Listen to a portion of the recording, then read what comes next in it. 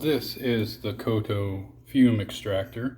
I've got it hooked up to my laser engraver by a nice little smoke box. So I'm going to try a couple of cuts and see what I can do. Now on the inside of this box is fully empty. I left it empty just in case I want to put something in there for extra filtration. So I might get some cotton batting or something like that and put it in there. We'll see how much smoke actually comes out of the back here. I do have a smoke detector up there, and if it goes off, well, then we are going to have to do a revision. So this is just a cheap 3-watt laser. I also thought I'd mention I do have these filters that I'll be putting in, well, just one of them into here. So we'll give that a go, just because the mesh filter that is in there is not going to deal with the smoke that well. We need some extra filtration. So if you're going to do this, make sure you get yourself some HEPA filters, or make something that is going to work for you to pull that smoke, the finer particles out of the exhaust there.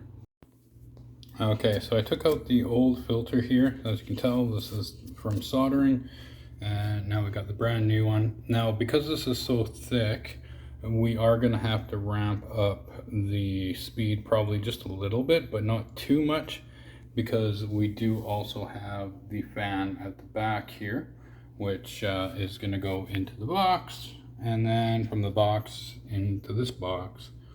I will basically, what I'll do is turn the power of this guy up until it just barely starts to turn the fan on the inside, because I don't want to have the fan on the inside of this just ramping up way over the revolutions per minute that it should. And as you can see, I'm going to attempt this flask on a 3-watt laser.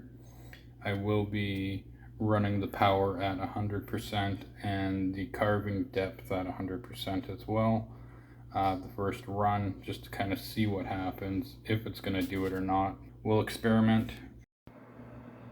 So I have the Koto on as low as it can go, just so it clicks on. And basically I still have some fan movement down there, but it's not terrible. Let's just plug that in and just verify that it's going to spin faster. Yep, of course, there we go. So that should do the trick. We'll try it a couple times. Who knows, maybe I'll have to. I just don't want this to happen.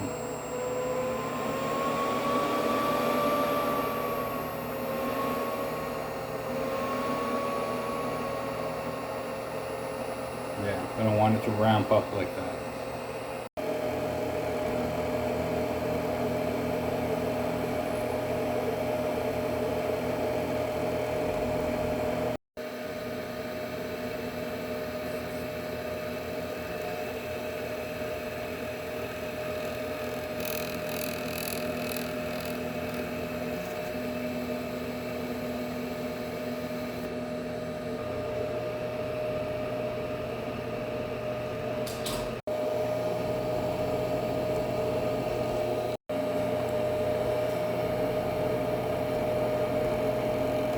Alright, I just finished quite a few hours with the laser, redoing it over and over again. I'm using laser engraving machine K4 V2.5 or Laser Works.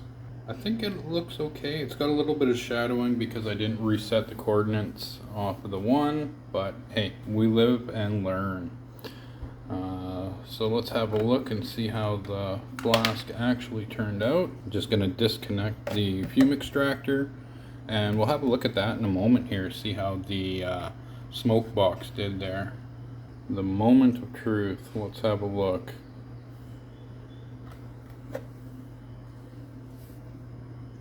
Well, I mean, I think I need a little bit more work on it. Yeah, I don't know. I'm gonna have to wipe that off and have a look. It's hard to tell. But yeah, I think I'd dial it in, make it a little smaller, like probably 80% of what it is, or 20% less of what it is. But I like the kind of drop shadow effect that the one pass kind of gave. That's kind of cool. Anyways, yeah, the detail is pretty good. Anyways, that works. Let's have a look at the fume extractor. Okay, so I just pulled out the filter there, and because it's not wood, I think it's going to be not so apparent this time around, but when we do some of the wood, I'll definitely take a look and inspect the filter as well. But for right now, yeah, I didn't smell anything, but like I said, it didn't burn as much as I thought it would. This one is just a trial run to see if I could actually do it. Okay, so now that I've tried this, I'm gonna try something else on this, but I'll do that after. I want to try out this one here, see the result I get with this, but this one I'm gonna do something smaller in here so I can run it multiple times. So I'll go ahead, get that set up, and I'll see how it goes here. Well, I tried something new this time. Basically, as you can see, I just got painter's tape there, and I did a few heavy passes on it. See if that'll do the trick on the non-coated. But we'll see here. I'm going to take this off and see what happens underneath. If it looks good, great. If not, alright, so I just cleaned it up here. As you can see, the sides definitely better. Nothing going on here. What I think I'm gonna do is I'm gonna raise the machine up. Maybe I can get a finer, more precision on that, because yeah, something's not going right here. So I think we need to get the machine up a little bit higher. So we'll try that next. But I think I'm gonna try back on the black one, and then I'll try this one again later. Okay, so I'm trying out the silver one again here, but as you can see, I've managed to actually get that to carve properly. All I had to do was, well, get it up to the right height, so that's what I did, and got my focal point dialed in better there, so that way it'll do its job. Hopefully this will work. Yeah, I might have to tape it up more, but we'll see how one pass goes on here. Basically what I'm doing there is the exact same thing I did last time, so we'll see how it goes. And as far as this goes, I might try to find something to cover this up with, maybe, but this is just for playing around, so I'll probably have to do another run on it, but we will see, and we'll go from there. So far, yeah, height was the reason. Laser needs to be dialed in better. So unless you're doing like little wood coasters, you know, like these guys here, you know, those are only, you know, 2.5 millimeters thick, then it's fine. You can focus on that, no problem. So anyways, yes, it will work, and looks pretty good.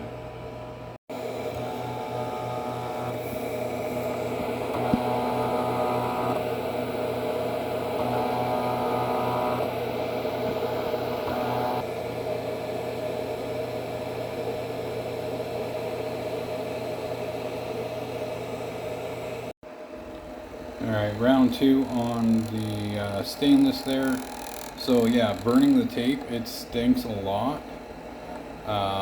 The first run, the first pass I did on there, but that is what it is. It does disappear, but I'm not paying a whole whack load for the spray for going on stainless. So, but here we go. Here's the final on the black one, which turned out pretty good. Mind you, you can see my mistakes, kind of gave a drop shadow kind of feel to it.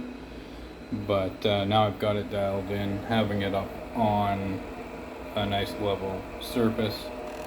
I don't know why they didn't make adjustable feet for these. Maybe we'll 3D print something later for that, so we can do a little bit better of oh, a little laser dot there. But yeah, so I'm gonna let this go. I'm gonna do one more on this. Remember, this is only a 3-watt laser, so yeah, if you have a more powerful laser, you're not gonna have to do as many runs. So this one I did 2 passes at 100% and one at I did 1 pass 100, then a pass at 40% carving depth, and then third I did 100 again just to make sure I cleaned it all up nicely. And so this one here I'm trying, I did a 72 my first run just because the smell is pretty bad. And then this time I'm doing 100, and then I'll do one more at 100% carving depth and 100% laser power here.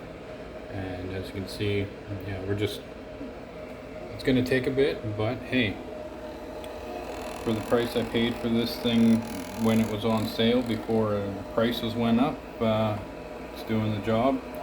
Who knows, maybe I'll get an old 3D printer frame and mount my other laser on that so we can do tumblers and stuff like that. But for now, this is working, well, at least on this one.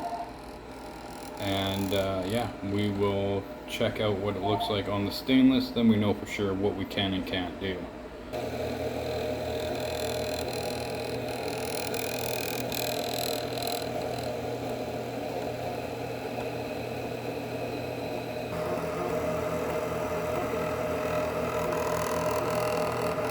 Turn that off, remove that.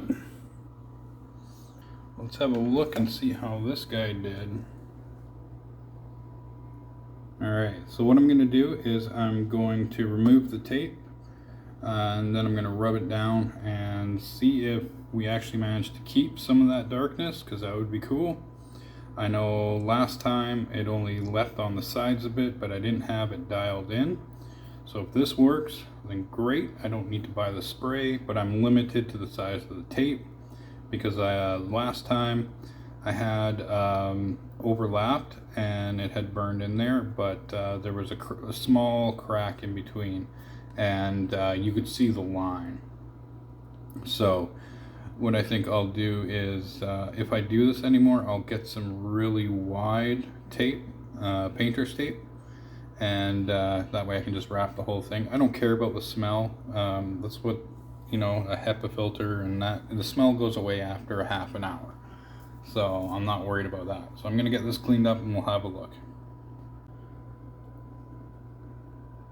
That is not bad. I'm quite happy with that. So yeah, so I looked it up. I paid $150 or $160 Canadian. I think that's roughly about $116 US. So yeah, for the price that I paid, that's not bad.